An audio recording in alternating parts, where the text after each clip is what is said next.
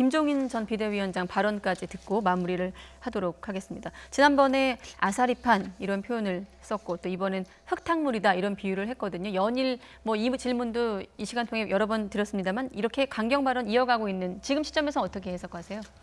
결국은 뭐 윤석열을 누가 차지라기보다는 누가 하고 손을 잡을 거냐 그 싸움인 것 같아요. 결국은 그게 차기 대권을 어느 쪽으로 갈 거냐 이 싸움인데 야권의 대선 후보를 누가 만들 거냐. 근데 지금 발언이 제가 보기에는 같은 당에 있던 분인지 모를 정도로 사실은 뭐 아사리뿐만 아니라 뭐 전과자 무슨 뭐 이렇게 일본어 그런 네. 얘기도 쓰면서 굉장히 험해지고 있거든요. 그래서 이게 정치가 아무리 뭐 도의가 없다 선치라도 한 일주일 전, 2주일 전까지 같이 선거운동하고 하던 분들인데, 근데 저는 사실은 이 타임에 좀 아쉬운 거는 예. 사실 이거를 해결할 수 있는 사람은 대한민국에 한 사람밖에 없어요.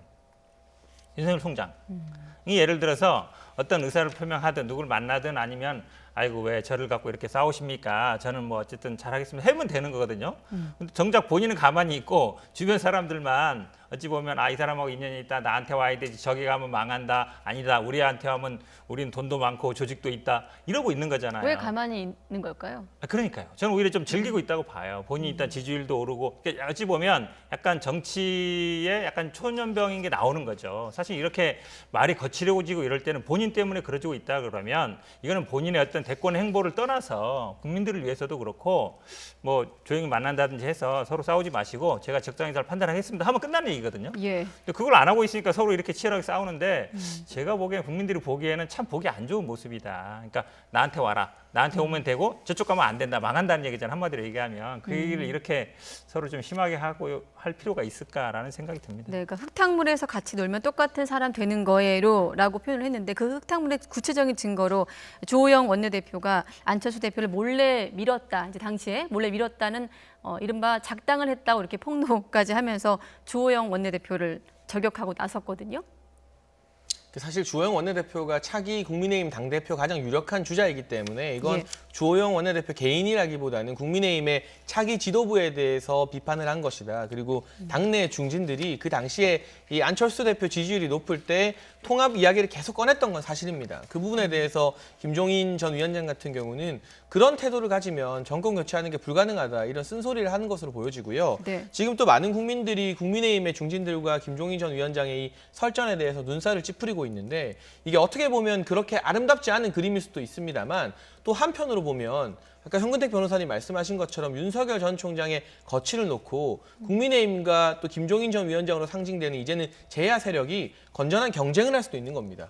국민의힘 입장에서는 김종인 전 위원장의 저 같은 진단이 틀렸다는 증명을 하기 위해서는 차기 원내대표 선거나 전당대회에서 보다 참신한 인물, 그리고 탄핵의 진 빚이 없는 인물, 이런 사람들을 전면에 등장시킴으로 아니다, 우리 혁신했다, 우리만으로도 충분히 윤석열 총장을 잘 품을 수 있다, 이런 경쟁을 하게 되는 것이고 김종인 전 위원장은 또 위원장대로 지금은 정치할 생각이 없다고 말했지만 바깥에서 어떠한 정치적 비전을 제시하는가에 따라서 윤석열 총장의 마음이 그쪽으로 움직일 수도 있거든요. 네. 저는 이게 꼭 마냥 나쁜 것이라기보다는 이제 재보궐이라는 작은 승리 이후에 대선을 바라보는 시점에서 보수 야권이 전열을 재정비해야 되는데 결국에는 하나로 만나게 될 큰 흐름이지만 지금은 각자의 자리에서 혁신 경쟁을 한다, 쇄신 경쟁을 한다. 그러한 파열음이 다소 거칠게 나오는 것이다. 이렇게 해석하는 것도 큰 무리는 아니라고 생각합니다. 네, 또 그런가 마크롱 모델로 또 윤 전 총장을 또 부각시키기도 했는데 이건 어떤 의미고 또 여기에 대해서 국민의힘은 우리 힘 입장에서 우리 정치 풍토에서 현실감이 없는 얘기다라고 반박을 했거든요. 그렇죠. 마크롱 같은 경우에는 어느 정당에 속했던 것도 아니고요. 장관 한 번 했었잖아요. 국회의원 했던 것도 아닌데 근데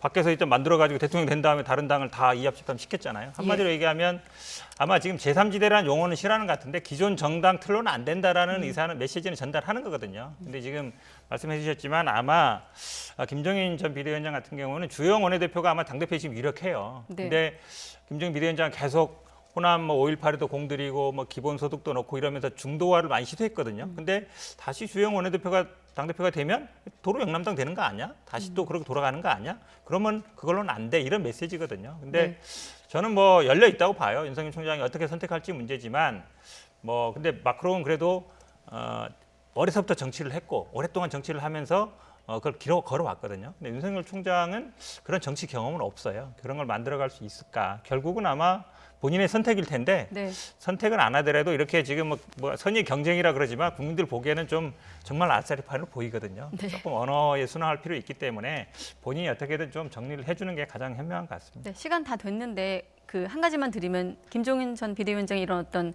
친정을 향한 발언 수위는 계속 높아질 거라고 보십니까? 네, 그런데 사실 국민의힘 입장에서는 방금 전까지 같이 계시던 분이 비판하는 게 좀 서운할 수도 있지만 메시지 자체를 놓고 보면 크게 틀린 말은 없지 않나 하는 생각이 많이 들고요. 오늘만 해도 국회 본회의에서 서병수 의원 부산시장까지 하신 분인데 박근혜 전 대통령 탄핵 잘못됐다. 그렇게까지 괴롭혀야 되냐. 국민 정서와 상당히 동떨어진 강경 보수화된 발언했거든요. 바로 이런 부분을 김종인 전 위원장이 지적하고 우려했던 부분이기 때문에 네. 김종인 전 위원장의 지적이 틀렸다는 걸 증명하려면 중진들이 김 전 위원장을 상대로 뭐 막말하지 마라, 노욕이다 이런 발언으로 해서는 김종인 전 위원장이 틀렸다는 게 증명이 안 됩니다.